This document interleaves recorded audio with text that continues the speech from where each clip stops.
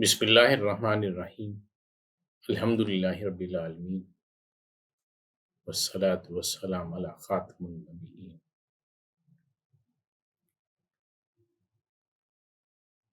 قربانی کے بارے میں آپ صلی اللہ علیہ وسلم کا اسوہ حسنہ۔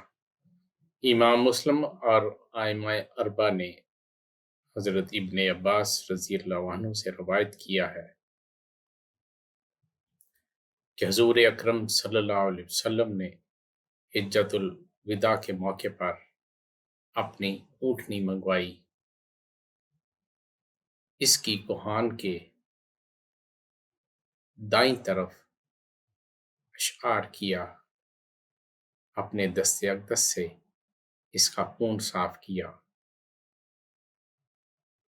اور نالین کے ساتھ اسے کلاوہ پہنایا۔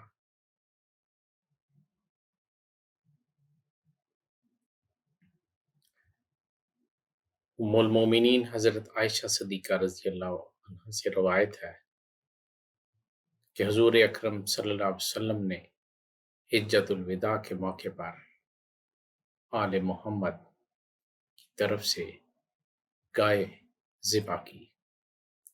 بخاری و مسلم سے نقل کر رہا ہوں۔ حضرت ابن عباس رضی اللہ عنہ سے روایت ہے کہ آپ صلی اللہ علیہ وسلم نے حجۃ الوداع میں 100 قربانی کے اونٹ قربان کیے، ان میں سے 63 جانور اپنے ہاتھوں سے ذبح کیے۔ بقیہ کے بارے میں حضرت علی مرتضیٰ کو حکم فرمایا، انہوں نے انہیں ذبح کیا۔ آپ صلی اللہ علیہ وسلم نے فرمایا،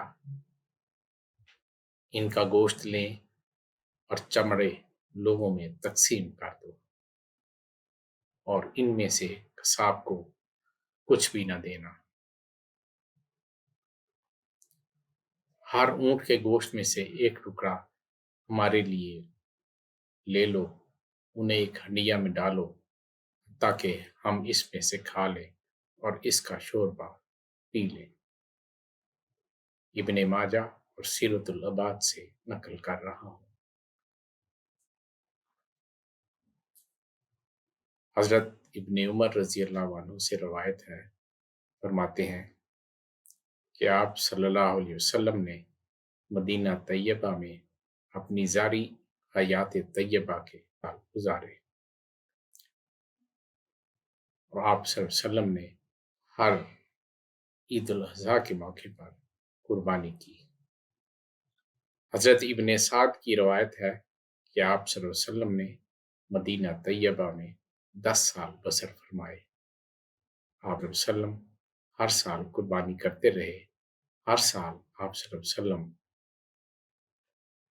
اس موقع پر نہ تو حلق کراتے تھے نہ ہی قصر۔ ترمذی سے نقل کر رہا ہوں۔